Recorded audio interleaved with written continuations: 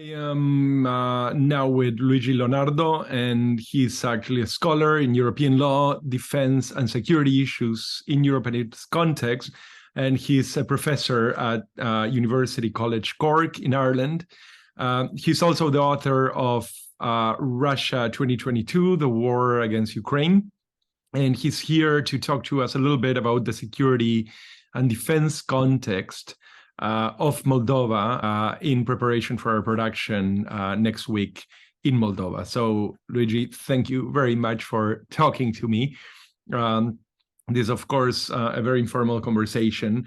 So there are really four questions I want to ask you. The first one is really about the position of Moldova in relation to the Ukrainian war. How do you see it, and what do you think? What role do you think it plays in the context of the conflict? Yeah, thank you for having me. So the main strategic importance of Moldova, the Republic of Moldova, in the conflict is due to its geography and to its demographics. The geography is because Moldova is between Ukraine and the European Union. So it's a neighboring country of Ukraine and of Romania. It means that it has a degree of proximity with the conflict.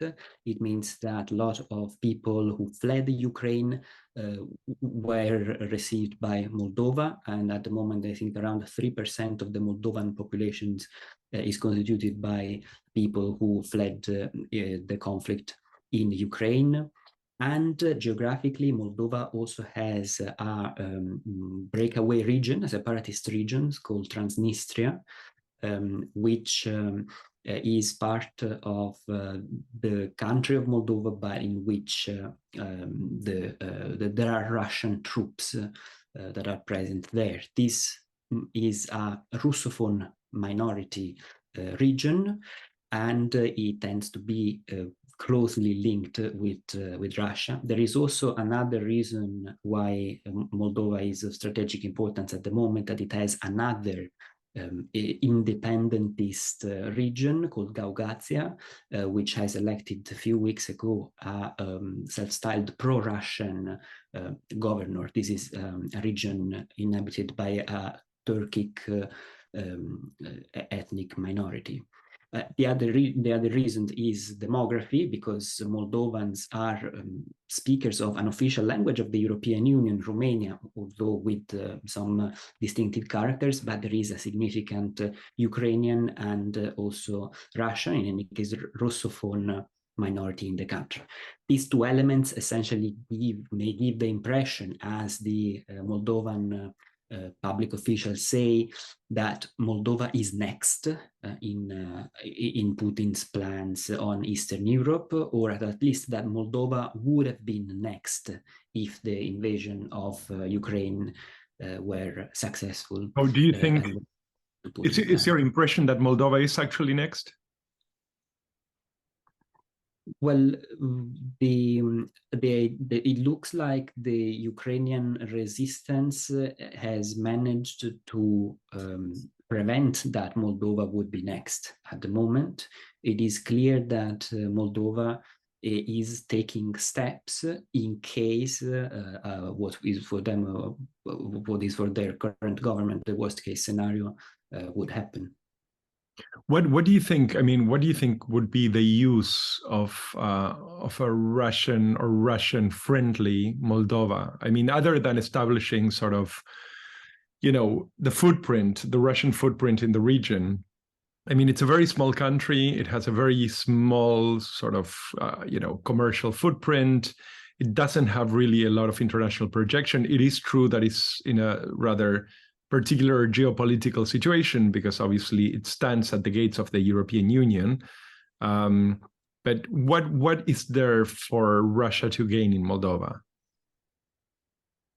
Well, Russia has a well-tested strategy of influencing through hybrid operations, through journalistic campaigns, Russian-speaking minorities in Central and Eastern Europe. It is not just Moldova per se that is being targeted by this Russians' attempt at influencing the country, but Russian narrative exists and is apparently taking hold also in other countries in the region, such as also including in the European Union, such as in Slovakia. So Right. it is not specifically Moldova itself. But what do you think? I mean, so my question again is, what do you think that the Kremlin stands to gain from having a foothold in Moldova? What the Kremlin stands to gain in geostrategic interest is very simple. Since there is already a Russian military presence in Transnistria, joining the Russian army between Transnistria and the currently occupied areas of eastern Ukraine would essentially enable Russia to cut off Ukraine from the sea. And that would essentially make the Ukrainian economy non-existent. It would transform Ukraine into a failed state. Okay, but I mean, at the same time, it would really mean that you would need to have, I mean, so in a sense, I think that the thing that I see is that had the Russians full control of Moldova, were this really the plan? I mean, in a way, you would end up with a bigger Transnistria, right? Because Western Ukraine would still be Western Ukraine and Romania would still be Romania. And to some degree, Moldova would remain a small sort of enclave, maybe all pro-Russian, but it's still a small enclave in a sort of, in a kind of unclear environment. Do you think this is the right way to look at it, or? It is difficult to fathom what exactly would be Putin's endgame for the region, but it is clear that it would still be in Russia's interest, security interest, to have a country that is decisively not orbiting towards the European Union, the West, and NATO in the way that Moldova is doing at the moment. It would create or recreate the so-called buffer zone between the territory of Russia and NATO and the European Union. Right, right.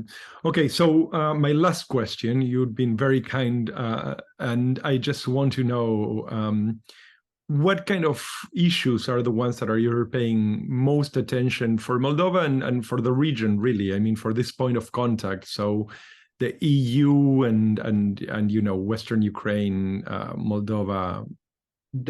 I think there are two main areas of interest, and these are energy and the discussion of the neutrality enshrined in the constitution of Moldova.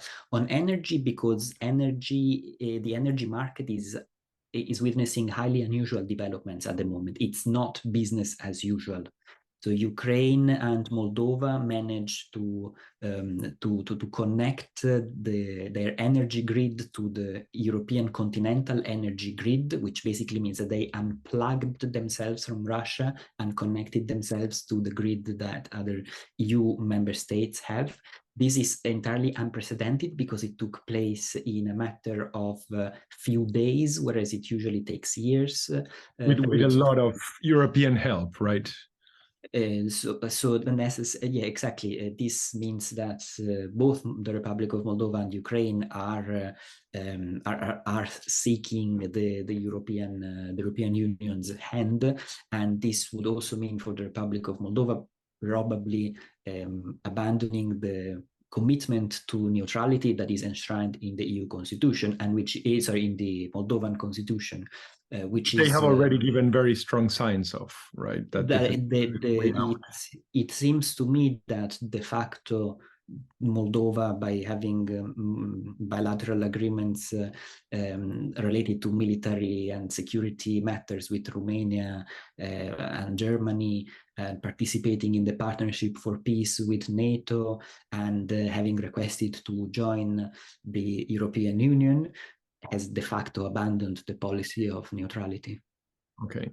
So Luigi, thank you very, very much. That was very informative. I will probably bother you again in the next couple of weeks, but this is certainly stuff that I will be noting and sort of continue to think through as we move next week through Moldova and sort of assist the summit. Thank you.